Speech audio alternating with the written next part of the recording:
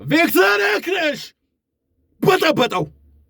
እልን የሚመስለው እስከ ዛሬ ሳያገባ የቆየበትን ጊዜ እያስታወሰ የመታ ነው የሚመስለው።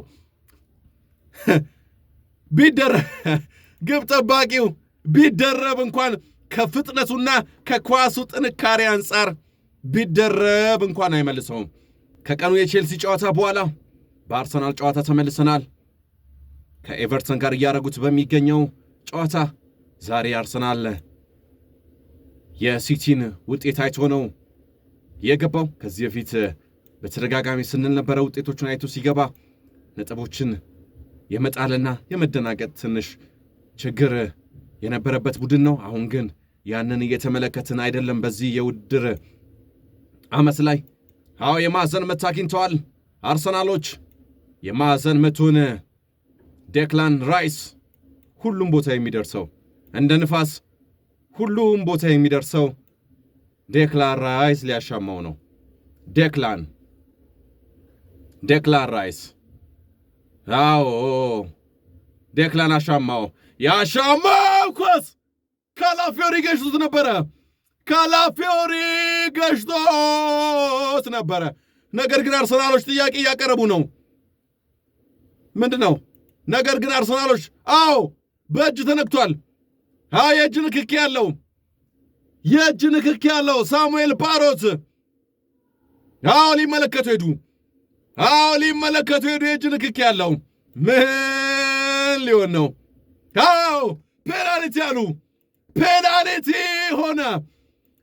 አርሰናሎች ፔናልቲ ያገኙ። ካላፊዮሪ ከመግጨቱ በፊት ቀድሞ ኳሱ በእጅ ተነክቷል በሚል ሳሙኤል ባሮት ፍጹም ቅጣት ምት ለአርሰናሎች ለመድፈኞቹ ሰጥተዋል። ከዚህ የውድድር ዓመት ጀምሮ ቋሚ መቻቸው ነው የተመረጠው ቪክተር ዮከሬሽ ነው። ቪክተር ዮከሬሽ ሊመታው ነው። ቪክተር ዮከሬሽ በጠበጠው። እልን የሚመስለው እስከ ዛሬ ሳያገባ የቆየበትን ጊዜ እያስታወሰ የመታ ነው የሚመስለው። ግብ ጠባቂው ቢደረብ እንኳን ከፍጥነቱና ከኳሱ ጥንካሬ አንጻር ቢደረብ እንኳን አይመልሰውም። አርሰናሎች 1-0 መምራት ጀመሩ። ቡካዮ ሳካ ቡካ አሪፍ ኳስ ለቲምበር ፔናልቲ ቦክስ ውስጥ መልሶ ለቡካ ያወጡት። ምን አይነት ኳስ ነው! ኤቨርተኖች ከሁለተኛ ግብ ተረፉ። ቲምበርና ቡካዮ ሳካ ግን ምን አይነት የመናበብ ስፕሪት፣ ምን አይነት የመናበብ ብቃት ነው ያላቸው! 1-2 አስደናቂ ጨዋታ። ቲምበር ራሱ መልሶ ቡካዮ ሳካን የተመለከተበትና ቡካዮ ሳካ ኳሱን ሞክሮ ነገር ግን እንደምንም ብለው ተሟሙተው አውጥተውታል። ቀጠለ 1-0። ሳሊባ ለኦዲጋርድ ኳሱን ተሳሳተ። የተሳሳተውን ኳስ ኦናና ወደቀ። ሳሙኤል ባሮት ዝም አሉ። ምንም አያሰጥም። ኳሱን የነከዋሉ። ምንም አያሰጥም። የመልስ ምት ያደረጉት ሳሙኤል ባሮት። ግን በርካታ ቅሬታን ደጋፊዎችም ተጫዋቾችም ዴቪድ ሞይስም እያሰሙ ይገኛሉ። ንክኪ ያለውን ይመስለው ሳሙኤል ባሮት ቫርንም ለማድመጥ የፈለጉ አይመስሉም። ፒክፎርድ ቅጣት ምት በራሳቸው የሜዳ ክፍል ተሰጥቷቸው ቅጣት ምቱን ሊመታ ነው። ቅጣት ምቱን በረጅሙ የላከው ኳስ ተገሻሽቶ ፔናልቲ ቦክስ ውስጥ ገባ። በድጋሚ የወደቀ ሰው አለ። ቅጣት ምት ፔናልቲ እየጠየቁ ይገኛሉ። አሁንም ቀጠለ። በድጋሚ ያርሞሌንኮ በድጋሚ ያለፋቸው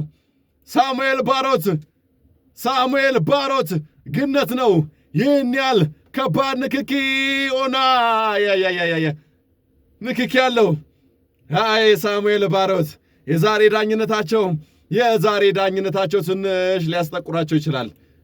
ነገር ግን ነገር ግን አለፉ። ሲምበል ኦዲጋርድ ለዴክላን ራይስ አሪፍ ኳስ ትሮው አንግሉን ጋጨ።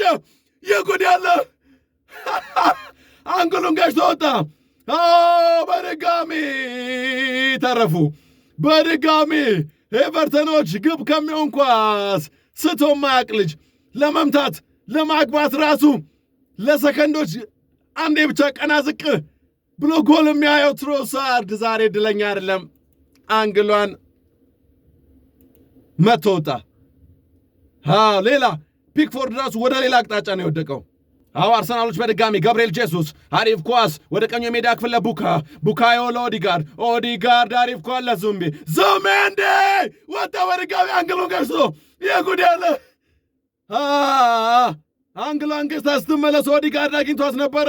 ከጨዋታ ውጭ ተብሏል። ዋይ ዙሜንዲ! ምን አይነት አስደናቂ ጨዋታ! ምን አይነት ዕድለቢስነት በአርሰናል በኩል እየተመለከትን የምንገኘው። አርሰናል ይህን ጨዋታ የሚያሸንፍ ከሆነ ወደ መሪነቱ የሚመለስ ነው የሚሆነው። ከዚህ በፊት የአርሰናልን ልብ ከሚሰብሩ ቡድኖች መካከል አንዱ ኤቨርተን ነበረ። በዚህ ዓመት አስቶን ቪላን ብቻ ነው ያልተበቀለው። ከዛ ውጪ ኤቨርተንን፣ ኒውካስትልን፣ ክርስቲያን ፓላስን ሁሉ ረምርሟቸዋል። አሁንም 1-0 ሊያልቅ ነው።